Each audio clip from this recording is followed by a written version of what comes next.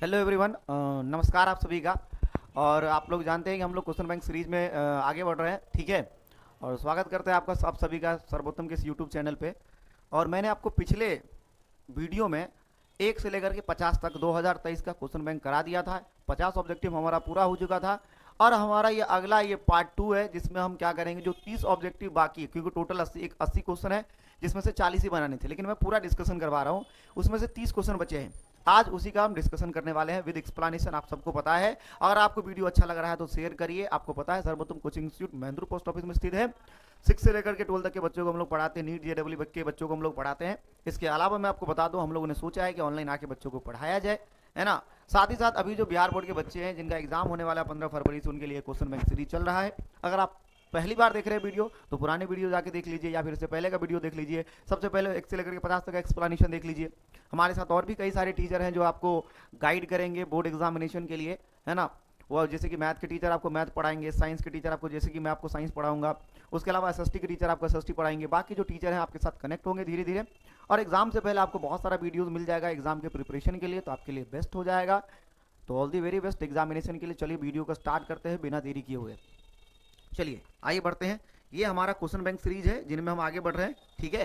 तो ये देख लीजिए, क्वेश्चन बैंक सीरीज है हमारा। अगर आपको फिर भी कोई डाउट रह जाता है तो आप मुझे कॉल भी कर सकते हैं इस नंबर पे, और अपना डाउट हमसे पूछ सकते हैं, ठीक है। कोई ज़रूरी नहीं है कि आप हमारे यहाँ ऑफलाइन में पढ़ते हैं कि नहीं पढ़ते हैं। ये वीडियो सारे उन बच्चों के लिए है, सारे बच्चों के लिए जो बिहार बोर्ड क्लास 10th में पढ़ते हैं, चाहे वो इंग्लिश मीडियम में एग्जाम दे रहे हो, चाहे हिंदी मीडियम में एग्जाम दे रहे हो। वो आप मुझे कांटेक्ट कर सकते हैं, पूछ सकते हैं हमसे कुछ भी अगर पूछना चाहें, क्योंकि मैं आपके लिए यहाँ खड़ा हूँ बेटा। कोई दिक्कत वाली बात नहीं है, आप हमसे पूछिए, मैं आपको बताऊंगा। चलिए आगे बढ़ते हैं।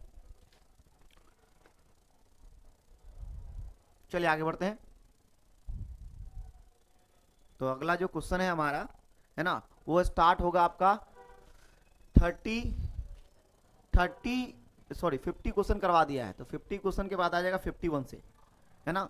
अगर आप लोग नहीं देखे हैं, पुराना क्वेश्चन नहीं देखे हैं, तो एक बार पुराना क्वेश्चन देख लीजिए, ताकि आपका जो कंसेप्ट है वो और जबरदस्त हो जाए। मैंने बहुत ही अच्छे से एक्सप्लेन किया वहाँ, है ना। और एक एक छोटा छोटा सवाल भी आपको बताया उसमें, ठीक है। तो जो लोग नहीं भी पढ़े हैं तो उनके लिए भी भला भैया सब समझ में आएगा, कोई मतलब दिक्कत और परेशानी वाली बात नहीं है ना। तो 50 नंबर क्वेश्चन मैंने आपको बता दिया था। चलिए 51 की बात करते हैं। 51 की बात करते हैं। बहुत ही बायोलॉजी का सवाल है, बहुत अच्छा सवाल है, समझ में आएगा। I hope. आगे बढ़ते हैं। चलिए देखिए, सबसे पहले क्या लिखा, ऑक्सीजन युक्त रक्त को हृदय से शरीर के विभिन्न भागों में पहुंचाने वाली रक्त वाहिनी कहलाती है। बाप रे बाप रे बाप, बड़ी भारी सवाल है जी, है ना। ऑक्सीजन युक्त, आपको पता है ऑक्सीजनेटेड ब्लड किसके द्वारा कैरी किया जाता है, ये पूछा है। ऑक्सीजनेटेड ब्लड किसके द्वारा कैरी किया जाता है, ये पूछा है, ठीक है। तो कह रहा ऑक्सीजनेटेड ब्लड यानी कि ऑक्सीजन युक्त रक्त को हृदय से शरीर के विभिन्न भागों में पहुंचाने वाले रक्त वाहिनी का नाम बेटा क्या होता है, धमनी। क्योंकि जो ऑक्सीजनेटेड ब्लड है इसको हम शुद्ध रक्त भी कहते हैं, इसको हम शुद्ध रक्त भी कहते हैं, प्योर ब्लड भी कहा जाता है। और प्योर ब्लड को हृदय से विभिन्न भागों में पहुंचाने का काम, है ना, धमनिया का है, धमनी का, जिनको हम अंग्रेजी में अर्टरी कहते हैं, जिनको अंग्रेजी में क्या कहते हैं, अर्टरीज। तो ये देखिए अपना आंसर हो गया अर्टरीज। इंग्लिश में भी सेम क्वेश्चन है, ऑक्सीजनेटेड ब्लड किसके द्वारा कैरी किए जाते हैं। चलिए आगे बढ़ते हैं, आगे बढ़ते हैं। इसके अलावा है अगला 52 नंबर सवाल, कि रक्त के हल्के पीले रंग के चिपचिपे पदार्थ को या द्रव को क्या कहा जाता है ना। तो जो हल्का सा पीला पदार्थ होता है ब्लड रक्त के अंदर, तो आप समझ लीजिए रक्त एक तरल समझिए उत्तक है, जिसका पीएच, ये भी क्वेश्चन पूछा जा चुका है, जिसका पीएच 7.4 होता है, और ये फिक्स होता है, चेंज नहीं हो सकता, है ना। उसके बाद रक्त के दो भाग होते हैं, एक ठोस भाग होता है, एक तरल भाग होता है। देखिए ध्यान से, रक्त के दो भाग होते हैं, रक्त के दो भाग होते हैं, ठीक है। एक हो गया ठोस भाग, ये ठोस भाग हो गया, और एक हो गया द्रव वाला भाग, द्रव वाला भाग। रक्त के ठोस भाग को कहा जाता है रक्त केशिकाएं, रक्त केशिकाएं, रक्त केशिकाएं। यस कम ऑन, देखें, रक्त केशिकाएं जिनमें आरबीसी आती है, डब्ल्यूबीसी आती है, और एक और कोशिका है जिनका नाम है प्लेटलेट्स, है ना, प्लेटलेट्स। ये तीन चीजें आती है रक्त केशिका के अंदर, ब्लड करपसल्स के अंदर। और द्रव वाले भाग को हम कहते हैं भैया प्लाज्मा कहते हैं, प्लाज्मा कहते हैं। ये रक्त का 55% भाग बनाता है, और ये रक्त का 45% भाग बनाता है, 45% भाग बनाता है। आपसे पूछा कि हल्के पीले रंग का, और ये जो प्लाज्मा होता है ये तो रंगहीन होता है ना, रंगहीन होता है, लेकिन बाइल की वजह से, है ना, पित्त की वजह से इसका रंग क्या हो जाता है, पीला हो जाता है, बाइल पिगमेंट की वजह से, है ना। तो पित्त लवण की वजह से इसका रंग थोड़ा परिवर्तित हो जाता है और ये पीला हो जाता है, तो हल्के पीले रंग को क्या कहते हैं, प्लाज्मा कहते हैं। चलिए आगे बढ़ेंगे, आगे बढ़िए। देखिए वही अंग्रेजी में पूछा गया, the light yellow coloured and sticky substance in the blood is called plasma. चलिए, किन पदार्थों की पत्तियों पर स्टोमाटा अनुपस्थित रहते हैं? ओ माय गॉड, ऐसे कौन से प्लांट है जिनकी पत्तियों पर स्टोमाटा नहीं पाए जाते? स्टोमाटा वही जो पत्ती के सतह पर जो छोटे छोटे छिद्र पाए जाते हैं उसी को स्टोमाटा कहते हैं। बहुत इजी सवाल है, आप बना पाएंगे, और आप एकदम पेशेंस रखिए कि सारे क्वेश्चन आपको एक्सप्लेन किए जाएंगे एकदम विद एक्सप्लेनेशन, समझ में आ रहा होगा, ठीक है? अगर समझ में आ रहा है तो उनको थोड़ा शेयर कर दीजिए, जो लोग क्लास 10th में पढ़ते हैं, और जो लोग देख रहे हैं थोड़ा सा शेयर भी कर दीजिए, ताकि जो बच्चे नहीं जानते हैं, है ना, उनको थोड़ा सा मदद मिल जाए, क्योंकि एग्जाम का समय है, सबको मदद मिलना चाहिए। हमारा सिंपल सा मानना है भैया, कर भला तो हो भला, ठीक है? थोड़ा सा शेयर करिए उन बच्चों को। चलिए आगे बढ़ते हैं, आंसर खोजते हैं भैया, आंसर क्या होगा देखते हैं कि पत्ती, किन पौधे की पत्तियों पर स्टोमाटा अनुपस्थित होते हैं। देखिए सबसे पहले स्टोमाटा क्या होता है, और इससे जुड़ी सवाल भी कर लेते हैं, इससे जुड़ा सवाल भी कर लेते हैं। ये पत्ती के सतह है, और पत्ती के सतह पर जो छोटे छोटे छेद पाए जाते हैं, है ना, पोर पाया जाता है, छोटे छोटे पोर पाए जाते हैं, जिनको हम कहते हैं स्टोमाटा, भाटा नहीं, स्टोमाटा, या फिर इसका हिंदी नाम होता है रंध्र। रंध्र, रंध्र बहुत कम पूछे जाते हैं, स्टोमाटा नाम बहुत फेमस है इसलिए बता दिया स्टोमाटा। और ये पत्ती के सतह पे पाई जाती है, ठीक है? और इसी के द्वारा गैसों का आदान प्रदान होता है, गैसों का आदान प्रदान होता है, यस, है ना, गैस एक्सचेंज होता है किसके द्वारा? स्टोमाटा के द्वारा। और यहाँ देखें, इसमें से कह रहा है किस पौधे के पास स्टोमाटा नहीं होता? Xerophyte plants. ये जो जीरोफाइट प्लांट्स होते हैं उनके अंदर जो आपको स्टोमाटा नहीं होती है ना, स्टोमाटा एब्सेंट होते हैं। चलिए आगे बढ़ते हैं, क्योंकि ताकि पानी का लॉस क्या हो सके, कम हो सके। अगर पानी का लॉस कम हुआ, है ना, तो इससे क्या होगा कि वो पौधे लंबे समय तक जीवित रहेंगे। चलिए आगे देखते हैं, कह रहा है किण्वन प्रक्रिया पाई जाती है। किण्वन को कहा जाता है फॉर्मेंटेशन। फॉर्मेंटेशन में होता क्या है, सुन ध्यान से सुन लीजिए। फॉर्मेंटेशन एक ऐसी प्रक्रिया है जिसमें ग्लूकोज के मॉलिक्यूल अल्कोहल में परिवर्तित हो जाते हैं, और ये क्रिया ईस्ट में देखने को मिलती है। इसलिए आपसे कहा गया किण्वन की प्रक्रिया, यानी ग्लूकोज का, है ना, अल्कोहल में बदलना क्या कहलाता है? किण्वन कहलाता है। तो ग्लूकोज का अल्कोहल में बदलना क्या कहलाता है? किण्वन कहलाता है, ठीक है? इसके साथ आपको बेटा CO2 गैस भी रिलीज होती है। चलिए आगे देखें, तो किण्वन प्रक्रिया कहाँ देखने को मिलती है? ईस्ट में देखने को मिलती है। फर्मेंटेशन ईस्ट के अंदर देखने को मिलती है। अगली बात देखें ध्यान से, कि पूर्ण विकसित अंडाशय कहलाता है। पूर्ण विकसित अंडाशय, आप सब लोग जानते हैं कि जो पूर्ण विकसित अंडाशय होता है ना, अंडाशय की अगर हम बात करें तो जो पूरा विकसित अंडाशय है, तो आपको पता है निषेचन के बाद देखिए नर युग्मक और मादा युग्मक जब दोनों का मिलन होता है, पौधे में नर युग्मक और मादा युग्मक का मिलन होता है, तो बेटा भ्रूण का निर्माण होता है, ठीक है? और यही भ्रूण आगे जाकर, एक बार देख लीजिए फिर से, बेसिक तरीके से देख लीजिए, तो नर युग्मक मादा युग्मक मिलकर युग्मनज का निर्माण होता है। युग्मनज, जिसको आप जाइगोट कहते हैं, युग्मनज का निर्माण होता है। और यही जाइगोट जो है, ठीक है, यही जाइगोट जो है आगे जाकर युग्मनज बीज में परिवर्तित हो जाता है, ठीक है? तो आपसे पूछा गया है कि पूर्ण विकसित अंडाशय कहलाता है। तो आप देखिए, अगर ये फ्लावर है, ये अगर फ्लावर का मादा भाग है, ठीक है, और ये जो मादा भाग है इसको हम अंडाशय कहते हैं, ठीक है? इसको हम क्या कहते हैं? इसको हम कहते हैं स्टिग्मा, ठीक है? हिंदी में इसको वर्तिकाग्र कहते हैं, स्टिग्मा, है ना, वर्तिकाग्र, है ना, और इसको हम वर्तिका कहते हैं, स्टाइल कहते हैं, वर्तिका।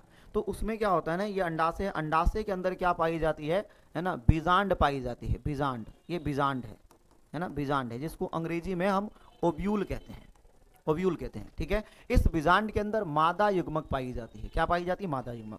और स्टिग्मा पे, है ना, ऐसे नर युग्मक आएंगे, और इस तरीके से पराग नली का निर्माण होता है। और ये जो पराग नली है वो पराग कण को लेकर कहाँ चला जाता है? बीजांड द्वार के अंदर। और बीजांड द्वार से जो नर युग्मक है, 2 नर युग्मक होते हैं, एक ये जो नर युग्मक है इस मादा युग्मक के साथ मिलकर क्या होगा? युग्मनज का निर्माण करता है, और पूरा का पूरा बीजांड, ठीक है, ये जो बीजांड है वो बीजांड परिवर्तित हो जाता है किसके अंदर? बीजांड आपको बीज में परिवर्तित हो जाता है, और अंडाशय आपको फल में परिवर्तित हो जाता है। तो अंडाशय यानी कि जो पूरा का पूरा विकसित है अंडाशय, उसी को हम फल कह देते हैं।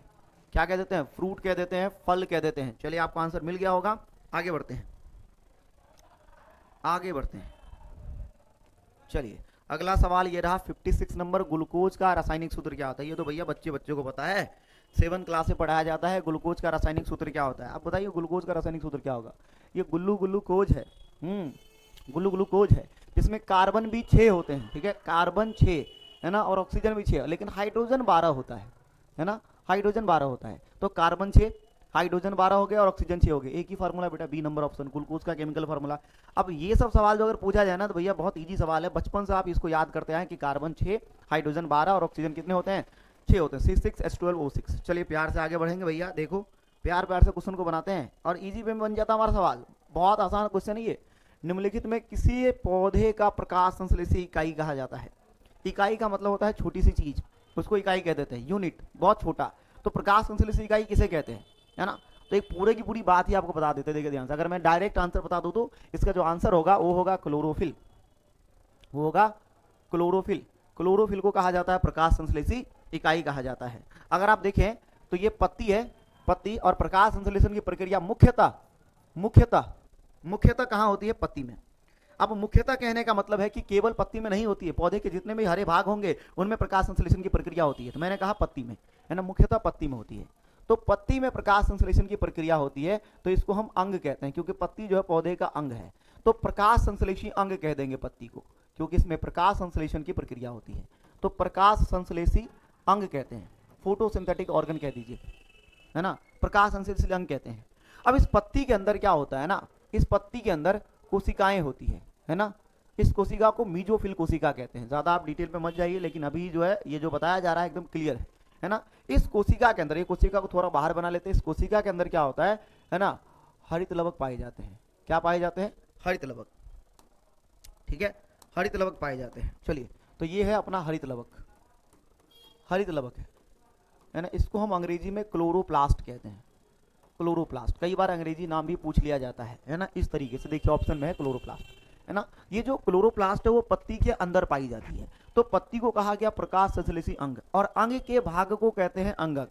तो प्रकाश, हरित लवक जो है वो अंग का भाग है, इसीलिए इसको हम क्या कह देंगे, प्रकाश संश्लेषी अंगक, प्रकाश संश्लेषी अंगक, प्रकाश संश्लेषी अंगक।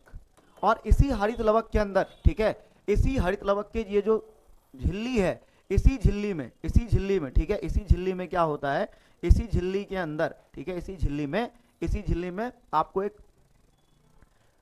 लवक पाया जाता है, या फिर पिगमेंट बोल दीजिए, पिगमेंट को हम वर्णक कहते हैं, जिसका नाम है हरित लवक। ओ सॉरी, जिसका नाम है बेटा, सॉरी, जिसका नाम है ना, जिसका नाम है क्लोरोफिल, क्लोरोफिल, क्लोरोफिल। इसका हिंदी नाम है पर्णहरित, पर्णहरित, ठीक है। और ये सबसे छोटी इकाई है, और यही सूर्य प्रकाश को क्या करती है, अवशोषित करती है। तो सूरज प्रकाश को किडनैप करने का काम किसका है ना, किडनैप मतलब पकड़ के रखने का काम किसका है ना, अवशोषित करने का काम किसका है, क्लोरोफिल का है ना, क्लोरोफिल का है, पर्णहरित का है। तो इसीलिए इसको हम क्या कहते हैं, प्रकाश संश्लेषी इकाई कहते हैं। तो दिस इज प्रकाश संश्लेषी इकाई, प्रकाश संश्लेषी इकाई।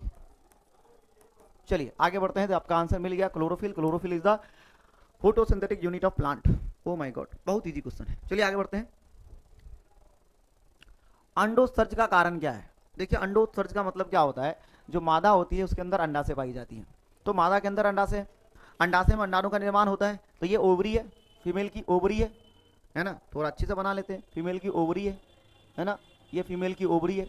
इस ओवरी के अंदर क्या होता है कि कई सारे अंडाशय का निर्माण होता है। तो ये अपना अंडाशय हो गया, ठीक है, अंडाशय हो गया, या फिर ये अपना अंडाशय है, ओवरी को हिंदी में अंडाशय कहते हैं, ठीक है, सॉरी, अंडाशय कहते हैं। अंडाशय में क्या बना, अंडाणु, है ना, ये आपका अंडाणु हो गया, ये अंडाणु हो गया, अंडाणु हो गया।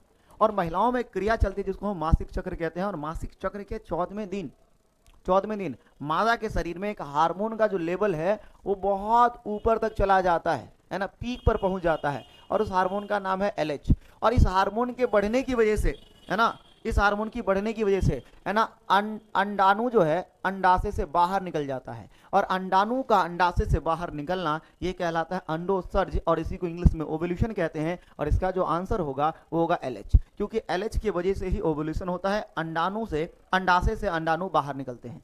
आपका आंसर क्लियर है बेटा, कोई दिक्कत नहीं है।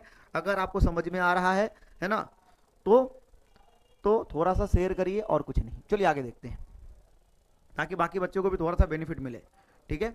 आंसर आप लोग स्क्रीनशॉट लेते रहिएगा, ठीक है। अगर आपको आंसर टिक करना है, आपके पास अगर 2023 का क्वेश्चन बैंक है तो वहां से क्या कर लीजिए, अपना आंसर टिक कर लीजिए, कोई दिक्कत नहीं है। फिर भी अगर कोई डाउट रह जाता है, कुछ भी परेशानी होती है, तो आप मुझे कॉल करिए, मैं आपको आंसर बता दूंगा, कोई दिक्कत वाली बात नहीं है।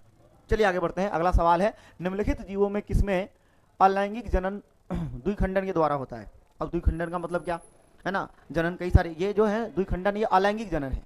अलैंगिक जनन है, अलैंगिक जनन का मतलब होता है कि जिसमें कोई एक जीव है ना, कोई एक जीव किसी नए जीव का निर्माण करते हैं। तो जिसमें कोई एक जीव किसी नए जीव का निर्माण करते हैं, ऐसे जनन को हम अलैंगिक जनन कहते हैं। और अलैंगिक जनन का एक प्रकार होता है द्विखंडन। अब द्विखंडन में होगा क्या है ना, द्विखंडन में द्वि का मतलब सब लोग जानते हैं, द्वि मतलब होता है दो, अखंडन मतलब होता है टूटना। तो कोई एक जीव है ना टूट कर दो भागों में टूट जाए, ये प्रक्रिया क्या कहलाती है, द्विखंडन कहलाती है। और ये जो बाइनरी फिजन है, इसको अंग्रेजी में हम कहते हैं बाइनरी फिजन, बाइनरी फिजन, ठीक है। ये आपको अमीबा में देखने को मिलता है। अमीबा में सबसे पहले देख लीजिए, ये 5 नंबर में कई बार पूछ लिया जाता है कि अमीबा में जनन की प्रक्रिया को समझाएं। तो सबसे पहले ये अमीबा है। अमीबा एक प्रकार का अनियमिताकार समुद्री जीव है, समुद्र में पाया जाता है, इसका केंद्रक है। और ये जो अमीबा है इसमें कई सारे उंगलीनुमा संरचना पाई जाती है, जिसको हम कूटपाद कहते हैं, कूटपाद कहते हैं। और एक सवाल और प्यारा सवाल बनता है यहाँ, क्या सवाल बनता है कि अमीबा अपना भोजन किसके द्वारा ग्रहण करते हैं। तो जब भोजन के कण अमीबा के पास आएंगे ना, तो ये कूटपाद उसको अपनी तरफ क्या कर लेता है, घेर लेता है, और इसको चारों तरफ से घेर लेता है और अपने अंदर क्या कर लेता है, इसको ग्रहण कर लेता है, ठीक है। और फलस्वरूप भोजन रजदानी का निर्माण होता है, कई सारे एंजाइम कोशिका तरफ से जाते हैं और उसका क्या करते हैं, पाचन कर देते हैं।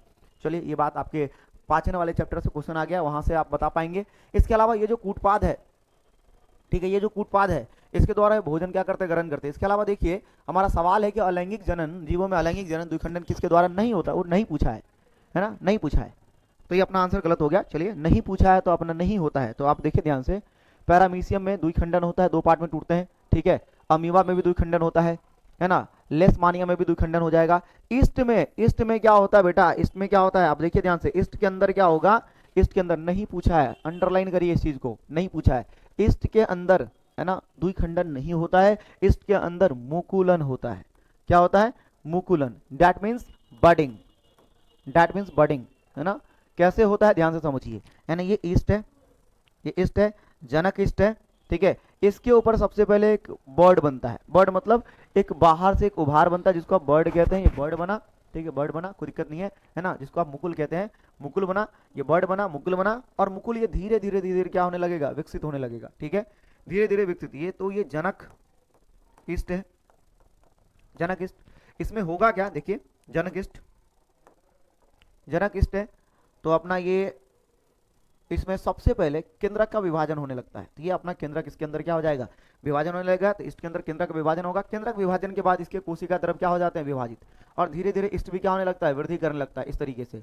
तो अब ये ईस्ट क्या हो चुका है, वृद्धि कर चुका है, केंद्रक भी अलग अलग हो चुके हैं, कोशिका द्रव का विभाजन हो चुका है, और फाइनली क्या होगा, ये यहाँ से टूटकर अलग हो जाएंगे। तो एक है ना संतति ईस्ट इधर बन जाएगा, एक संतति ईस्ट क्या बन जाएगा, इधर बन जाएगा। संतति मतलब डॉटर, ठीक है। अब ये मत पूछना डॉटर ही क्यों होते हैं, लिखा होता है किताबों में, कोई लॉजिक नहीं है इसका, है ना। चलिए, तो ये डॉटर आपको क्या बन गए, ईस्ट बन गए। तो ईस्ट के अंदर है ना, ईस्ट के अंदर बडिंग होती है, मुकुलन होता है ना, मुकुलन होता है, बता दिया यहाँ मुकुलन होता है, ठीक है। तो आपका आंसर हो जाएगा ईस्ट। किसमें नहीं होता ये पूछा था। चलिए आगे बढ़ते हैं, आगे बढ़ते हैं, आगे है ना, आगे बढ़ो भैया, आगे आगे बढ़ो, यही हो गया ईस्ट का आंसर, इसका कोई दिक्कत नहीं। चलिए, प्रकृति में ऑक्सीजन का संतुलन कैसे बना रहता है। अब देखिए, प्रकृति में ऑक्सीजन का संतुलन बनाने के लिए है ना, पौधों में एक प्रक्रिया होती है जिसे प्रकाश संश्लेषण कहते हैं। और आप सब जानते हैं कि पौधे प्रकाश संश्लेषण में ऑक्सीजन गैस क्या करती है, मुक्त करती है ना, और CO2 को ग्रहण करती है। याद रखिएगा, डोंट गेट कंफ्यूज कि प्रकाश संश्लेषण में उन्होंने ऑक्सीजन बाहर छोड़ा है और CO2 को बाहर से लिया है, क्योंकि खाना बनाने के लिए CO2 की आवश्यकता होती है। प्रकाश संश्लेषण के लिए 4 चीजों की आवश्यकता होती है, CO2 चाहिए, है ना, जल और खनिज लवण चाहिए, सूरज प्रकाश चाहिए यानी सूर्य प्रकाश चाहिए, और उसके अलावा क्लोरोफिल होना चाहिए। ये 4 चीजें होनी चाहिए। अब आगे सुनिए, आगे सवाल ये कह रहा है कि ऑक्सीजन का संतुलन कैसे होता है, ठीक है। अब ऑक्सीजन का संतुलन, प्रकृति में ऑक्सीजन का संतुलन कैसे होता है, तो CO2 को लेगा और ऑक्सीजन को छोड़ेगा। अब ये पौधे ऑक्सीजन को छोड़ दिया करते हैं, कब, प्रकाश संश्लेषण के दौरान। लेकिन अगर शोषण की बात करें, तो शोषण की अगर बात करें तो शोषण में बेटा वो ऑक्सीजन लेते हैं, CO2 छोड़ते हैं। अब सवाल यह है कि दिन में क्या होगा, अरे दिन में प्रकाश संश्लेषण भी होता है और शोषण की प्रक्रिया भी होती है। तो दिन में प्रकाश संश्लेषण भी हुआ और शोषण की प्रक्रिया भी हो गई। तो दिन में जो प्रकाश संश्लेषण होता है और शोषण की प्रक्रिया होती है, अब शोषण में वो ऑक्सीजन ही लेता है, क्योंकि प्रकाश संश्लेषण में ऑक्सीजन बनता है।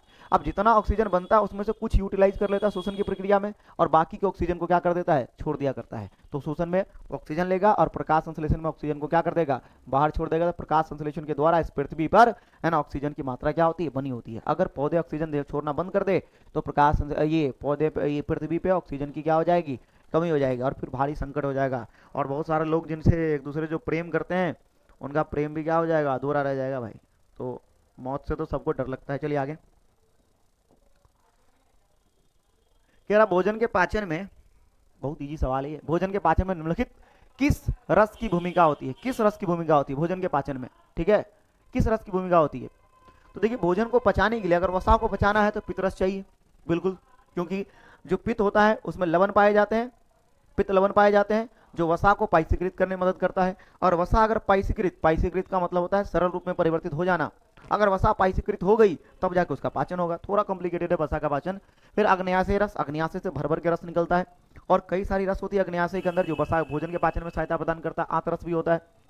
तो ये सारे रस, ये सारे एंजाइम्स, ये सारे डाइजेस्टिव जूस मिलकर भोजन का पाचन करती है। तो आपका आंसर हो जाएगा इनमें से सभी, ऑल ऑफ दीज। ओ हो, कितना इजी था, कितना इजी था, है ना, तो कितना इजी था। ट्रिप्सिन नामक एंजाइम पाया जाता है, नहीं बताऊंगा, नहीं बताऊंगा ये, तुम बताओ, सारी बात हम ही बताएं हैं, तुम बताओ, पढ़े हो ना तुम साल भर, कुछ तो पढ़े हो, कुछ तो बता दो, बहुत इजी सवाल है। कह रहे ट्रिप्सिन नामक एंजाइम पाया जाता है, कहां पाया जाता है ट्रिप्सिन, ठीक है। अगर पेप्सिन पूछता ना, नाम में पेप्सिन भी प्रोटीन का पाचन करता है, ट्रिप्सिन भी पेप्सिन का प्रोटीन का पाचन करता है। अगर पेप्सिन पूछता तो कहते पेट, अमाशय, टंकी, हाँ टंकी बहुत बड़ा होता है किसी का छोटा होता है तो पेट बोलते, लेकिन इसने ट्रिप्सिन पूछ दिया है ना। हम बताएंगे आपको ट्रिप्सिन के बारे में। ये अग्न्याशयी रस में पाया जाता है।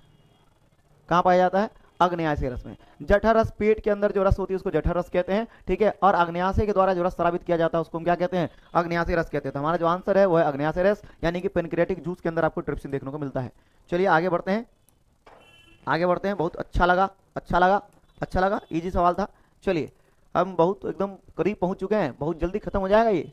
आहार नल का सबसे लंबा भाग क्या है बता दें, आहार नल का सबसे लंबा भाग क्या है बता दें। आहार नल का सबसे लंबा भाग जो है वो छोटी आंत है। छोटी आंत दिखने में छोटी है भैया, लेकिन इसका जो डायमीटर होता है ना वो छोटा होता है, बस इसलिए नाम छोटा रखा गया है। बट लेंथ जो है ना वो तकरीबन, है ना, तकरीबन आपको 5 से 6 मीटर होती है, इतनी लंबी होती है और इस तरीके से मुड़ी हुई होती है, ओ इस तरीके से, है ना, नागिन की तरह मुड़ी होती है भैया, ठीक है। तो छोटी आंत हो जाएगा स्मॉल इंटेस्टाइन, सबसे लंबा भाग, ठीक है। अगर सबसे चौड़ा पूछता तो आप सब जानते हैं इसका आंसर क्या होगा, है ना। पेट की तरफ क्यों देख रहे हो, वही तो चौड़ा है। देखो सही देख रहे हो तुम, पेट ना सबसे चौड़ा होता है, यस सही बोल रहा हूँ मैं। पेट चौड़ा होता है, जितना खाओगे उतना फैलेगा। तो सबसे अगर वाइडेस्ट पार्ट पूछता, चौड़ा भाग पूछता तो आप अमाशय कहते हैं। लंबा पूछा तो छोटी आंत कहिए, क्या कहिए, आंत की 2 बहनें हैं, छोटी एक बड़ी, है ना। छोटी आंत लंबी होती है, मोटी आंत जो है या बड़ी आंत जो डायमीटर या लंबाई में छोटी होती है। चलिए आगे बढ़ते हैं, आगे बढ़ते हैं, आगे बढ़ते हैं। चलिए अगला सवाल है, मनुष्य के पाचन में या मनुष्य की पाचन कहाँ से आरंभ होता है, मनुष्य का पाचन कहाँ से आरंभ होता है। तो भोजन का जो पाचन है ना मुख गुहा से आरंभ हो जाता है। मुख गुहा से भोजन का पाचन आरंभ हो जाता है। और मुख गुहा में किसका पाचन होता है, कार्बोहाइड्रेट का, कार्बोहाइड्रेट का, कार्बोहाइड्रेट का। और कार्बोहाइड्रेट इसमें, कार्बोहाइड्रेट किसमें परिवर्तित होते हैं, है ना, माल्टोज में परिवर्तित होते हैं, माल्टोज में, ठीक है। तो कार्बोहाइड्रेट को जो एंजाइम है ना, एमाइलेज, सेलेब्री एमाइलेज बोलते हैं इसको, सेलेब्री एमाइलेज, है ना, एमाइलेज, हिंदी में ही नाम एमाइलेज है, एमाइलेज। ये क्या करता है, कार्बोहाइड्रेट को माल्टोज में परिवर्तित कर देता है। इसलिए कई बार जब रोटी खाते हैं तो जब आप रोटी खाइएगा ना तो आपको थोड़ा सा मीठा लगेगा। अब रोटी में क्या कार्बोहाइड्रेट है, अब रोटी में कार्बोहाइड्रेट अगर आप खाते हैं तो थोड़ा सा मीठा लगता है, क्यों, क्योंकि जो आपने खाया उसका पाचन मुंह से ही शुरू हो जाता है ना। और जब जब खाओगे तब तक पचाओगे तो पाचन की क्रिया मुख गुहा से आरंभ हो जाती है। देखिए मुख और मुख गुहा में बड़ा अंतर है। मुख क्या होता है ना, ये जो ऊपर वाली होठ है और नीचे वाली होठ है उसको मुख कहते हैं, ठीक है। और मुख के अंदर जैसे लड़कियां पानी पूरी खाने के लिए एकदम बड़ा सा मुख खोलती है ना भैया, है ना, तो एकदम वो जो बड़ा सा मुख खोलती है पानी पूरी खाने के लिए, बहुत फेमस होता है भैया लड़कियों में। जैसे खोलोगे तो वो अंदर जो कैविटी दिखती है उसको मुख गुहा कहते हैं। तो मुख गुहा में क्या क्या आता है, दांत आता है, जीभ आता है, ठीक है, तालू आता है, ये मुख गुहा है। क्या है, मुख गुहा। तो मुख गुहा में ही भोजन का पाचन शुरू हो जाता है। तो मुख अलग है और मुख गुहा अलग है। आपको ये बात हजम नहीं हो रही कि जब आप क्लास 11th में जाएंगे तो ये सारी बातें समझ में आ जाएगी, क्योंकि कई सारे शिक्षक जो है वो मुख को और मुख गुहा को सेम ही मान लेते हैं, है ना। दोनों अलग अलग चीजें हैं, मुख अलग है, मुख गुहा अलग है। मुख खुलता है गुहा में, मुख जो है अपना जो मुख है ऊपर वाला होठ और नीचे वाला होठ है वो खुलता कहाँ है, मुख गुहा में खुलता है। अब ये जो ऊपर वाला होठ है नीचे वाला होठ है उसको मुख कहते हैं। इसका भी एक काम है, क्या काम है, ये भोजन को पकड़ने में मदद करता है। जैसे तुम कभी बिस्किट खाते हो तो आपकी दोनों लिप उसको क्या कर लेती है, पकड़ लेती है, होल्ड कर लेता है। लेकिन आपको बता दें कि ये जो आपका होठ है, ये जो होठ दिया गया था, ये जो मुख दिया गया था भोजन को पकड़ने के लिए, लेकिन आपको भैया जितनी भी चीजें मिली है प्रकृति के द्वारा उसका आपने क्या किया है, दुरुपयोग ही किया है। क्या दुरुपयोग किया है? भगवान ने होंठ दिया था भोजन को पकड़ने के लिए, भोजन को खाने के लिए, लेकिन लोगों ने फिर उसका किस में इस्तेमाल कर दिया। मैं बता देता हूँ, देखिए डायग्राम देखिए तो आपको समझ में आ जाएगा कि लोगों ने इसका इस्तेमाल किस लिए किया है ना। लोगों ने इसका इस्तेमाल बस इसके लिए किया है ना, किसके लिए किया है, पेंटिंग के लिए। तो ये दिया था भगवान, किस लिए दिया था बता दो मुझे, जल्दी बता दो, कमेंट करके बता दो, किस लिए दिया था? खाने के लिए दिया था, भोजन को पकड़ने के लिए दिया था, खाने के लिए नहीं, भोजन को पकड़ने के लिए। लेकिन कई सारी महिलाओं ने क्या किया, थोड़ा सा ऐसे बढ़ा लेते हैं तब अपन काम करेंगे तो मजा आएगा, देखिए जल्दी हो जाएगा। तो लोगों ने इसका इस्तेमाल इस फॉर्म में कर दिया है ना, और बड़ी महंगे आते हैं आजकल भैया ये लिपस्टिक है ना, पतियों का हालत खराब है खरीद खरीद कर, चलिए भैया है ना। तो ये इसलिए दिया गया था भैया, समझ लीजिए आप, आगे क्या है आप तो समझ आ रहे हैं बाकी, है ना। चलो चलो चलो चलो चलो, मजा आया? हाँ मजा आया, ये कुछ और ही बन गया भाई, कुछ और ही बन गया, ठीक है, लेकिन आप समझ गए होंगे है ना, कुछ और ही बन गया, ये लो कुछ और ही बन गया, सॉरी। चलिए समझ गए होंगे कि भगवान ने भोजन को पकड़ने के लिए दिया था, लोगों ने इसका इस्तेमाल पेंटिंग में करना शुरू कर दिया। पेंटिंग कहाँ, यहाँ, चलो आगे है ना, आगे बढ़िए। अगला सवाल ये आपके कंप्यूटर, अच्छा पूछा क्या था भाई, ये तो बता दें, पूछा क्या था कि भोजन का पाचन कहाँ से आरंभ होता है, तो बता तो दिया, मुख गुहा से आरंभ होता है, बक्कल कैविटी से, है ना, you have a cavity, buccal cavity, है ना। मम्मी जब एकदम प्यारा प्यारा डिश बना के लाती है, हाँ तुम अपना मुंह खोल देते हो पहले ही, है ना, भोजन बनने से पहले मुंह खोल देते हो, पानी आने में आने लगता है। चलिए लार उसको बोलते हैं, लार। निम्न में से कौन सा वसा के पाचन के लिए सहायक होता है? देखिए वसा को हम लिपिड भी कहते हैं, वसा को हम लिपिड कहते हैं, है ना, लिपिड कहते हैं। और लिपिड के पाचन किसके द्वारा होता है? लाइपेज, लॉ से लिपिड, लॉ से लाइपेज, ठीक है। अब जितने भी एंजाइम का नामकरण किया जाता है वो उसके सबस्ट्रेट के बेसिस पे किया जाता है। अब कहोगे सबस्ट्रेट क्या होता है मास्टर? अरे वही प्रतिकारक जो रिएक्शन में भाग लेता है, बायोलॉजी में उसको सबस्ट्रेट कहते हैं, या रिएक्टेंट कह दीजिए, रिएक्टेंट कहिए, सबस्ट्रेट की बात ही की है। तो लिपिड का जो पाचन है वो लिपिड का पाचन कौन करता है? लिपिड का पाचन आपको लाइपेज करता है। तो फैट का पाचन करने के लिए आपको लाइपेज की मदद होगी। और जहां जहां एज लगा समझ जाइए वो एंजाइम है। क्या है? एंजाइम है। जहां जहां एज लगा वो एंजाइम है। चलिए पहचान होती है एंजाइम की इन जनरल, ये एक सामान्य पहचान है। कह रहा है ग्लाइकोलाइसिस की प्रक्रिया कहाँ होती है? तो पहले ग्लाइकोलाइसिस होता क्या है ये तो समझ लो बच्चों, ये तो समझ लो ग्लाइकोलाइसिस क्या होता है, बता ही देंगे, कोई दिक्कत नहीं है ना। हम हैं देसी, हम हैं देसी, सारे देश में छाए हैं हम। ग्लाइकोलाइसिस में क्या होता है ना कि ग्लूकोज टूटता है ना, ये ग्लूकोज को तोड़ने का है ना, गुल्लू ग्लूकोज, गुल्लू ग्लूकोज है ना, गुल्लू गुल्लू गुल्लू ग्लूकोज है ना, ग्लूकोज को तोड़ने का पहला स्टेप होता है। सबसे पहले ग्लूकोज जो है ना, ग्लूकोज कोशिका के अंदर जाती है, ठीक है। तो पहले ये कोशिका बना ही लेते हैं, ये बड़ा सा कोशिका है। इस कोशिका में ग्लूकोज परिवर्तित हो जाता है ऑक्सीजन के अनुपस्थिति में, ठीक है। ऑक्सीजन के अनुपस्थिति में किसमें परिवर्तित होता है? पाइरुविक एसिड में, पाइरुविक एसिड में, पाइरुविक अम्ल में, या पाइरुवेट बोल दीजिए की बात। तो पाइरुविक एसिड में या पाइरुवेट अम्ल में परिवर्तित हो जाता है। ये जो ग्लूकोज है ये 6 कार्बन का कंपाउंड है, 6 कार्बन का यौगिक है। ये जब टूटता है ना तो पाइरुविक अम्ल में परिवर्तित हो जाता है। तो आप मुझे बताइए ये जो पाइरुविक अम्ल है ये 3 कार्बन का यौगिक है ना, और ये 6 कार्बन का है। तो जब ये टूटेगा तो 3 कार्बन के कितने यौगिक बनाएंगे? 6 टका था आपके पास, है ना। अब 3 टका में उसको डिवाइड करना है तो कितने 3 टका के कितने होंगे? 2 होंगे ना भैया। ये 6 कार्बन है, 6 कार्बन का कंपाउंड है, 3 कार्बन का कंपाउंड बना रहा था, कितने बनाएंगे? 2 बनाएंगे। तो ग्लूकोज का पाइरुविक एसिड में बदलना है ना, ये कहलाता है ग्लाइकोलाइसिस, और ये क्रिया कोशिका द्रव में संपन्न होती है। उसके बाद आप जानते हैं कोशिका में एक अंग होता है, या कोशिका में एक कोशिकांग होता है जिसको आप माइटोकॉन्ड्रिया कहते हैं, जिसको आप क्या कहते हैं? माइटोकॉन्ड्रिया कहते हैं, जिसको powerhouse of the cell भी कहा जाता है, कोशिका का ऊर्जागृह समूह, कोशिका का ऊर्जागृह भी कहा जाता है। ये जो पाइरुविक अम्ल है वो कहाँ चले गए? प्यार से बताइए कहाँ चले गए? ये पाइरुविक अम्ल चला गया माइटोकॉन्ड्रिया में। और माइटोकॉन्ड्रिया में जो पाइरुविक एसिड है वो टूटकर ऑक्सीजन की उपस्थिति में टूटकर CO2 बनाते हैं, H2O बनाते हैं, H2O बनाते हैं और ऊर्जा बनाते हैं, एनर्जी। एनर्जी, एनर्जी को हिंदी में क्या कहते हैं? ऊर्जा कहते हैं। आई होप आपको समझ में आया होगा।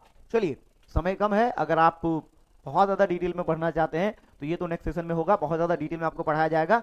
अभी हम पूरा डिटेल जितना हो सकता है, जितना आपको बताया जाना चाहिए वो पूरा कवर कर रहे हैं आपको। तो जो लोग नहीं भी पढ़े उनको भी समझ में आ जाएगा, है ना। चलिए आगे बढ़ते हैं, है ना। आई होप आपको अच्छा लग रहा होगा, समझ में भी आ रहा होगा। समझ में आ रहा है तो थोड़ा बहुत कमेंट कर दीजिएगा, उससे थोड़ा सा मोटिवेशन मिलेगा। लाइक वाइक कर दीजिएगा, शेयर वेयर कर दीजिएगा, समझ में आ रहा है तो। चलिए आगे देखिए, अगला सवाल ये रहा आपके ग्लाइकोलाइसिस कोशिका द्रव में होगा। चलिए आगे आगे आगे, the process of glycolysis takes place in, बता तो दिया, साइटोप्लाज्म। ओजोन परत है। अब ओजोन परत की अगर बात करें तो मैं ओजोन परत के बारे में थोड़ा सा चर्चा करना चाहूंगा। यहां 2 क्वेश्चन आपको बताएंगे जो पूछे गए हैं। ओजोन परत क्या है? ये हमारी पृथ्वी है, ये हमारी पृथ्वी, देख लीजिए ओजोन परत क्या है। ये ऑक्सीजन है, ठीक है, ऑक्सीजन। ऑक्सीजन से एक एटम जुड़ा, ये तब जुड़ता है जब यूवी रेज आती है। तो ये जो यूवी रेज है ऑक्सीजन को ऐड करके O3 परमाणु में कन्वर्ट कर दिया। ये एक गैस है, ये एक गैस है, ठीक है। इस गैस को ओजोन कहते हैं। तो एक सवाल तो ये बना कि ओजोन का सूत्र क्या होता है? O3 होता है, समझ गए, ठीक है। अब समझिए ओजोन परत क्या है। ये पृथ्वी है, ये अर्थ है, ठीक है, ये अर्थ है और ये अर्थ का पर्यावरण है, ये अर्थ का पर्यावरण है, पर्यावरण या वातावरण है, एटमॉस्फेयर कह दीजिए, ठीक है। इस एटमॉस्फेयर से 50 किलोमीटर के दूर, अराउंड 50 किलोमीटर दूर, ठीक है, एक गैस की परत है।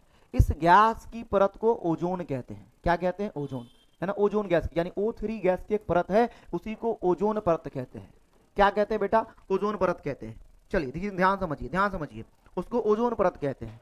अब ये जो ओजोन परत है वो O3 गैस से बना है। ये O3 गैस हमारे लिए नुकसानदायक है ना, बहुत हार्मफुल है। हम पृथ्वी के सरफेस पे रहते हैं, ठीक है, सरफेस पे रहते हैं। अगर ये जहरीली गैस है तो ये जहरीली गैस है तो हम मर क्यों नहीं जाते, है ना, हम मर क्यों नहीं जाते? हम मर नहीं सकते, क्यों? क्योंकि ये जो बहुत दूर है, 50 किलोमीटर दूर है लगभग लगभग, है ना। और कौन से परत में पाई जाती है? स्ट्रेटोस्फीयर में। एक सवाल आएगा कि ओजोन परत किस परत में पाई जाती है, तो स्ट्रेटोस्फीयर में, याद रखिएगा, है ना। ये जो ओजोन परत है वो कहाँ है? स्ट्रेटोस्फीयर में, स्ट्रेटोस्फीयर में। अब यहाँ देखिए 50 किलोमीटर दूर है, तो इतनी दूरी पे है कि हमारे लिए नुकसानदायक नहीं। इसके अलावा फायदेमंद है कि जब सूरज से पराबैंगनी किरणें आती है, यूवी रेज आती है, जो कि बहुत खतरनाक रेज होता है हमारी त्वचा के लिए। स्किन कैंसर हो सकता है, आंखों की बीमारी हो सकती है, मोतियाबिंद हो सकता है। अगर हो गया तो देखोगे कैसे, है ना, देखो कैसे, है ना। एक तो ऐसे ही लोगों को चश्मे लग रहे हैं भैया, आप कैसे देखोगे? चलिए आगे। तो ये यूवी रेज को क्या करता है ना, पृथ्वी तक आने से रोकता है। इससे क्या होता है? पृथ्वी पे बहुत सारे जीवों की सुरक्षा होती है, आपका आंख भी बचा रहता है, आपको कैंसर वगैरह भी नहीं होता। ये फायदा है ओजोन परत का। तो हमारे लिए उपयोगी है कि नहीं, ये आप कमेंट करके बताइए, यस और नो, है ना, यस और नो। तो लाभदायी है ना भैया, है ना, लाभदायी है ना, टुचुक, ये हो गया लाभदायी, बेनिफिटेड है, होना चाहिए भाई, होना चाहिए। ओजोन होगा तो काम बनेगा। अगला सवाल, निम्न में से फूल के नर प्रजनन अंग कौन से हैं? बता दूं, बता दूं, फूल जानते हैं? फूल से हमारा रिश्ता बहुत पुराना है। फूलों के बारे में क्या ही कहना, फूलों से हमारा रिश्ता बहुत पुराना है। अगर किसी की पत्नी रूठ के मायके चले जाए तो हम फूलों का गुलदस्ता लेके पहुंच जाते हैं, और फूलों के ऊपर लिखा भी होता है सॉरी, और आगे जो लोग भी बुलाते हैं, जान, डार्लिंग, जो भी है, ये सब बुलाना होता है, उस तरीके से बुला दिया जाता है। तो फूलों से रिश्ता बहुत पुराना है। अभी फरवरी का महीना है, एग्जाम है तुम्हारा 14 फरवरी को शायद, हाँ 14 फरवरी या 15 फरवरी से, है ना, 15 फरवरी से एग्जाम है। और 14 फरवरी तुम वैलेंटाइन डे मनाओ, 15 फरवरी को एग्जाम दो, है ना। ये सब मनाने की जरूरत नहीं है भैया, है ना, पहले एग्जाम दे लो फिर मनाते रहियो, ठीक है। मेरी बात ध्यान से सुनो। तो ये जो फूलों से रिश्ता है ना, मान लीजिए किसी को बोलना है, अपने दिल की बातें कहनी है, फूलों का सहारा लेते हैं। अगर कोई निपट जाए तो भी हम फूल लेके पहुंच जाते हैं, हमें बहुत दुख है किसी के जाने का, यही सब होता है। तो फूलों से रिश्ता बड़ी पुराना है ना, फूलों से रिश्ता बड़ी पुराना है। इसलिए फूलों से थोड़ा प्रेम करिए, है ना, फूलों से थोड़ा प्रेम करिए। और फूल के ये जो भाग पूछे गए हैं, निम्नलिखित में से कौन से फूल के नर भाग हैं? ये नर प्रजनन अंग है। फूल में 4 भाग होते हैं, है ना। फूल में कितने भाग होते हैं? 4 भाग। जो पहला भाग है इसको अंग्रेजी में कहते हैं कैलिक्स। क्या कहते हैं? कैलिक्स। थोड़ा अंग्रेजी रेस्ट कर लो, ठीक है। दूसरे भाग को कहते हैं कोरोला, ठीक है। तीसरे को कहते हैं एंड्रोसियम, एंड्रोसियम, एंड्रोसियम। और चौथे भाग को कहते हैं गाइनोसियम, गाइनोसियम, है ना। जहां जहां वर्ड गाइनो आ जाए, ये मादा भाग है। गाइनो वर्ड मादा के लिए, जैसे आपने कभी गाइनोकोलॉजिस्ट सुना होगा, मादा का जो डॉक्टर होता है उसको गाइनोकोलॉजिस्ट कहते हैं। तो गाइनो का मतलब ये फीमेल पार्ट है, ये मादा भाग है, फीमेल पार्ट मादा भाग है। एंड्रोसियम को हम नर भाग कहते हैं। हिंदी में इसका जो नाम है, इसका नाम है बेटा, इसका नाम है बाह्यदलपुंज, बाह्यदलपुंज, दलपुंज, है ना, ये दलपुंज नाम है इसका। रंग बिरंगा सा होता है, ये हरे रंग का होता है, ये रंग बिरंगा सा होता है। रात की रानी, चंपा चमेली सुने हो ना तुम, हाँ। एंड्रोसियम ये नर भाग है, ये नर भाग है। इसको हम कहते हैं पुमंग। क्या कहते हैं? पुमंग। ऑप्शन में दिखा है ना, पुमंग कहते हैं, ठीक है, पुमंग कहते हैं, या फिर पुंकेसर कहते हैं। ये लो, पुंकेसर, पुंकेसर। पुमंग के इकाई को ही पुंकेसर कहा जाता है। पुमंग की जो एक इकाई होती है उसको हम क्या कह देते हैं? पुंकेसर, ठीक है। तो ये नर भाग है, मादा भाग। आपका आंसर मिल गया, ठीक है, ये हो गया पुंकेसर। और ये मादा भाग है, इसकी इकाई को स्त्री केसर भी कहते हैं। स्त्री केसर, नाम में स्त्री लिखा है तो मादा भाग, याद कर लोगे, इजी था। तो 4 भाग हो गए फ्लावर के। फ्लावर के डायग्राम भी पूछे जा सकते हैं 5 नंबर में, डायग्राम को भी अच्छे से प्रैक्टिस कर लीजिए। कम से कम एक डायग्राम को 5 बार जरूर बनाइए। इससे होगा क्या कि आपके डायग्राम के नाम भी याद हो जाएंगे। कई सारे बच्चे बोलते हैं कि नाम नहीं याद होता। अरे भैया, मौसी चाचा भाई बहन का नाम याद होता है कि नहीं होता है? तो फूल का नाम भी याद हो जाएगा। 3-4 बार जब बनाओगे तो याद हो जाएगा, कोई बहुत बड़ी बात नहीं है ना। 5 से 7 नाम है, याद हो जाएगा। चलिए आगे बढ़ते हैं। अगला सवाल ये रहा आपके कंप्यूटर स्क्रीन पे। पौधों में श्वसन की प्रक्रिया के अंतर्गत एटीपी के टूटने से कितनी ऊर्जा मुक्त होती है? अगर एक एटीपी टूटेगा ना, एक एटीपी टूट जाए है ना, एक एटीपी है ना सर। एटीपी मतलब, एटीपी का मतलब होता है कोशिका का ऊर्जा मुद्रा, है ना। एटीपी एक कण है, मॉलिक्यूल है, अणु कह दीजिए, जिसमें ऊर्जा भर भर के पाई जाती है ना। तो एटीपी का पूरा नाम भी याद रखिएगा। एटीपी का पूरा नाम है एडिनोसिन ट्राइफॉस्फेट। ट्राइफॉस्फेट समझाने के लिए एक छोटा सा डायग्राम भी बनाऊंगा, ये एक्चुअल डायग्राम नहीं है, समझाने के लिए। तो सपोज मानिए ये एडिनोसिन है ना, एडिनोसिन है, और इसके साथ ट्राई का मतलब होता है 3, एक फॉस्फेट, दूसरा फॉस्फेट, तीसरा फॉस्फेट, ये ट्राइफॉस्फेट है। ये एडिनोसिन ट्राइफॉस्फेट, एडिनोसिन 3 फॉस्फेट है तो ट्राइफॉस्फेट है। जब ये फॉस्फेट बॉन्ड टूटते हैं तो यहाँ से ऊर्जा मुक्त होती है। जब कोई बॉन्ड टूटता है तो वहां से ऊर्जा मुक्त होती है ना। जब कोई बॉन्ड टूटता है तो वहां से ऊर्जा मुक्त होती है। आपको पता ही होगा, जब कोई पत्नी छोड़ के चली जाती है ना, बड़ी भयानक झगड़ा होता है, बहुत भयानक ऊर्जा मुक्त होती है। और एक एटीपी के टूटने से 13.5 किलो जूल पर मोल ऊर्जा क्या होती, मुक्त होती है। ये जो किलो जूल है ये इकाई है ऊर्जा की, ये ऊर्जा की इकाई है, ऊर्जा की इकाई, ऊर्जा की इकाई। चलिए आगे बढ़ते हैं। तो आपका आंसर मिल गया होगा 13.5 जूल। चलो let's go ahead. Ethyl alcohol किस प्रकार के शोषण में बनता है? देखिए इथाइल अल्कोहल, जब भी कोई अल्कोहल बनेगा तो आपको पता है ईस्ट में अल्कोहल का निर्माण होता है, और ये किण्वन प्रक्रिया के द्वारा बनता है, और ये एक अवायवीय शोषण है। तो किस प्रकार के शोषण में, यानी कि अवायवीय ऑप्शन में दिया है कि नहीं दिया है ना, अवायवीय दिया है। इथाइल अल्कोहल किस प्रकार के, पढ़ लेते हैं एक बार। इथाइल अल्कोहल किस प्रकार के शोषण में से बनता है? तो इथाइल अल्कोहल किस प्रकार के शोषण से बनता है? इसमें ऑप्शन दिया वायवीय, अवायवीय, किण्वन, और इनमें से कोई नहीं। अब यहाँ अवायवीय लगाते हैं तो भी सही है, किण्वन लगाते हैं तो भी सही है, लेकिन दोनों में से कौन सा लगाएं?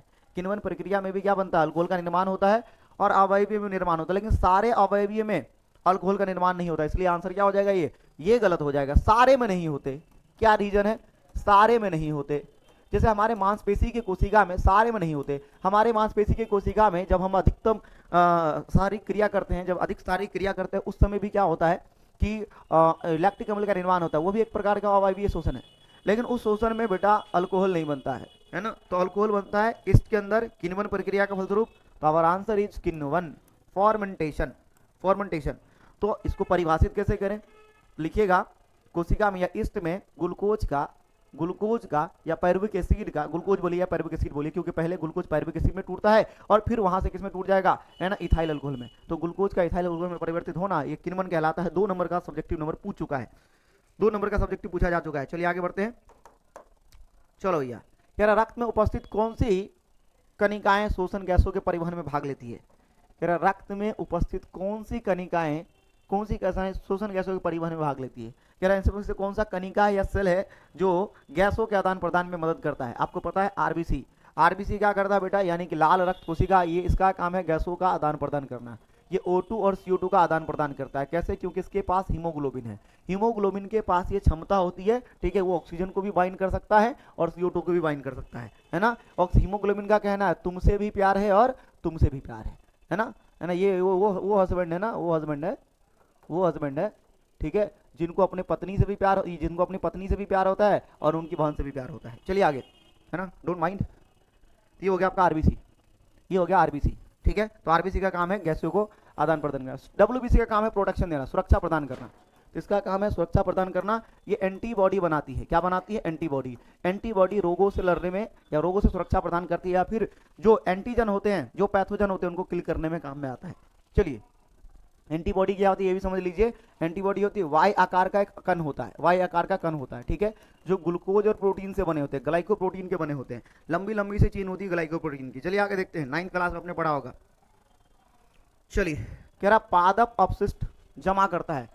देखिए पादप जो अपशिष्ट जमा करता है ना, वो अलग अलग जगहों में करता है। पत्ती में भी करता है, छाल में भी करता है। आप देखेंगे छाल बाद में अलग हो जाता है। और जो कोशिका के बीच में खाली खाली जगह होती है, उसमें भी अपना ये वेस्ट प्रोडक्ट क्या करता है, स्टोर कर देता है। 3 में से सभी आंसर हो जाएगा, ऑल ऑफ दीज हो जाएगा, ऑल ऑफ दीज हो जाएगा, ऑल ऑफ दीज हो जाएगा, ऑल ऑफ दीज, आई भाई घन, चलो ऑल ऑफ दीज हो जाएगा। इसके अलावा देखिए मनुष्य के आहार नल का कौन सा, ओए भाग यार, ये सवाल है जी। कह रहा है ऐसा कौन सा भाग है जो एंजाइम स्रावित नहीं करती है ना, ऐसा कौन सा भाग है जो एंजाइम स्रावित नहीं करती, बताइए आप मुझे, थोड़ा टाइम ले लीजिए, बता दीजिए मुझे, है ना। मुख, मुख से एक एंजाइम स्रावित होता है, मुख ये होना नहीं चाहिए, मुख गुहा होना चाहिए, लेकिन फिर भी ठीक है, मुख है तो मुख से एक एंजाइम स्रावित होता है टाइलिन या एमाइलेज, जो कार्बोहाइड्रेट का पाचन करती है, ये तो एंजाइम स्रावित करती है, ये भी ऑप्शन, ये ऑप्शन में नहीं होगा, ये ऑप्शन में नहीं होगा। ग्रास नली, देखो ग्रास नली एक ऐसा भाग है जो किसी भी प्रकार के एंजाइम का स्रावन नहीं करता है, किसी भी प्रकार के एंजाइम का स्रावन नहीं करता है। क्यों नहीं करता है, क्योंकि इसमें कोई ग्रंथि नहीं है, तो ग्रंथि का काम था एंजाइम स्रावित करना, तो ग्रंथि नहीं है तो एंजाइम भी नहीं स्रावित करेगा, एंजाइम, ये मात्र एक ऐसा, या फिर इसके अलावा और भी कई सारे, है ना, एक आध और है, लेकिन आपकी क्लास में इतना ही काफी है, ग्रास नली एंजाइम स्रावित नहीं करता है, नहीं पूछा तो नहीं करता। चलिए, which of the following which part of the alimentary canal of a man does not secrete any enzymes, that is called esophagus, esophagus। चलिए esophagus, ओहो आगे बढ़ते हैं, है ना। कह रहा है मूत्र की कंसंट्रेशन या मूत्र की सांद्रता किसकी उपस्थिति पर निर्भर करता है, तो जो यूरिन है ना, मूत्र है ना, उसमें जो कंसंट्रेशन बढ़ने का काम एडीएच का होता है, एंटी डायूरेटिक हार्मोन एडीएच का होता है, एंटी डायूरेटिक हार्मोन, क्योंकि मूत्र के जो मूत्र में ये जो एडीएच है ना, ये हार्मोन क्या करता है, बता दो इसके बारे में थोड़ा सा, आपके क्लास में है नहीं ये, है ना, एडीएच के बारे में थोड़ा सा दे रखा होता है, लेकिन ये थोड़ा कंट्रोल एंड कोऑर्डिनेशन का पार्ट है, यानी कि नियंत्रण और समन्वय से पूछा गया है। थोड़ा सा मैं इसके बारे में बता दूं, कई बार क्या होता है कि जब हमारे बॉडी में पानी की कमी होती है, तो जब पानी की कमी होती है ना, तो हमारा जो किडनी है वो सिग्नल भेजता है ना, किसको, पीयूष ग्रंथि को।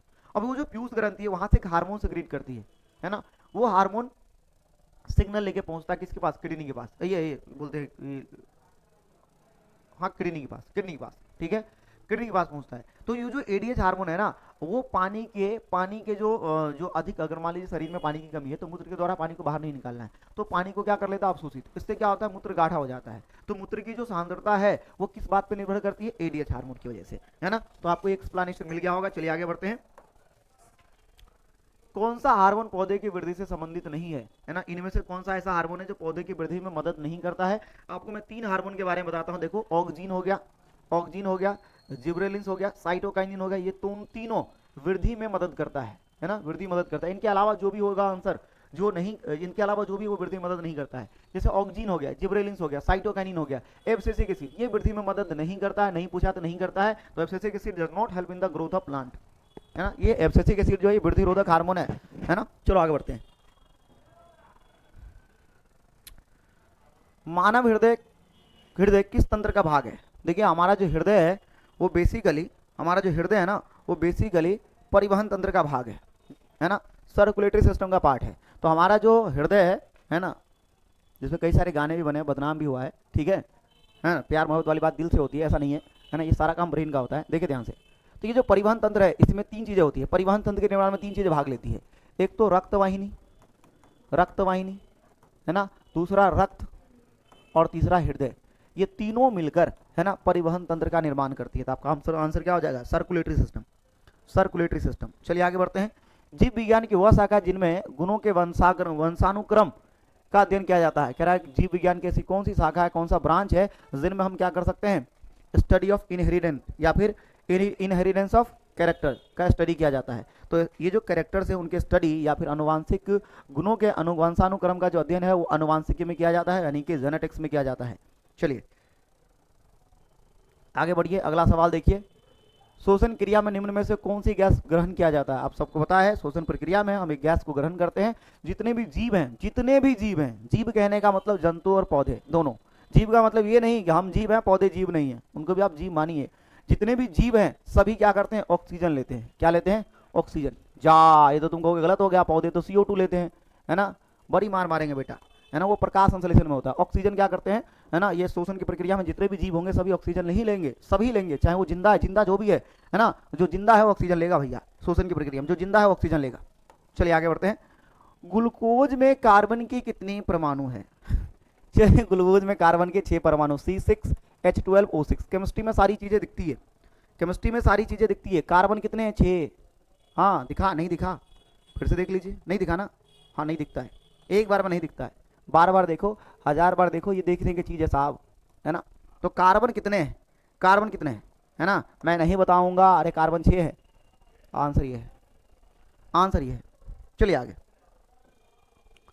ओहो ओहो, ये लास्ट सवाल है भैया। कह रहा मस्तिष्क में अनैच्छिक क्रियाओं को, है ना, अनैच्छिक क्रियाओं का नियंत्रण केंद्र अवस्थित होता है। यानी कि ऐसी क्रिया है जो अपने इच्छा शक्ति के द्वारा आप कंट्रोल नहीं कर सकते। जैसे हृदय की गति है, मान लो आपने, आपको कहा किसी ने दिल तोड़ दिया और आपको कहे दिल थम जा रहा है ना, और तुम ऐसे धड़कना, उसे ऑर्डर दे रहे हो कि धड़कना बंद कर दे, तो ऐसा होता नहीं है, क्योंकि ये जो क्रिया है वो हमारी इच्छा के अनुसार से नियंत्रित नहीं होती है। शरीर में ऐसी कई सारी क्रियाएं हैं जो हमारी इच्छा के अनुसार से नियंत्रित नहीं होती है, और इन अनैच्छिक क्रियाओं को नियंत्रित करने का काम, है ना, मेडुला का है, मेडुला का, है ना, मेडुला का।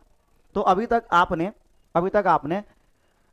तक आपने पूरा ये ऑब्जेक्टिव क्वेश्चन का डिस्कशन देख लिया, ठीक है, और बहुत आसानी से आपको ये डिस्कशन मिल चुका है। इसके अलावा हम सब्जेक्टिव क्वेश्चन का भी डिस्कशन करेंगे, तो आप पहले ऑब्जेक्टिव पूरा कर लीजिए। सब्जेक्टिव क्वेश्चन का डिस्कशन आपको मिल जाएगा, हमारे यूट्यूब चैनल मिल जाएगा। और आपको अच्छा लगा है तो उन सारे दोस्तों को शेयर करिए जो क्लास 10th में है, जो हिंदी और इंग्लिश दोनों मीडियम है, उनके लिए बेनिफिशियल है। एग्जाम का समय बहुत नज़दीक है, तो आप लोग पूरा पेशेंस के साथ पढ़िए, है ना, हम लोग आपके साथ है। All the very best for the examination. Thank you so much.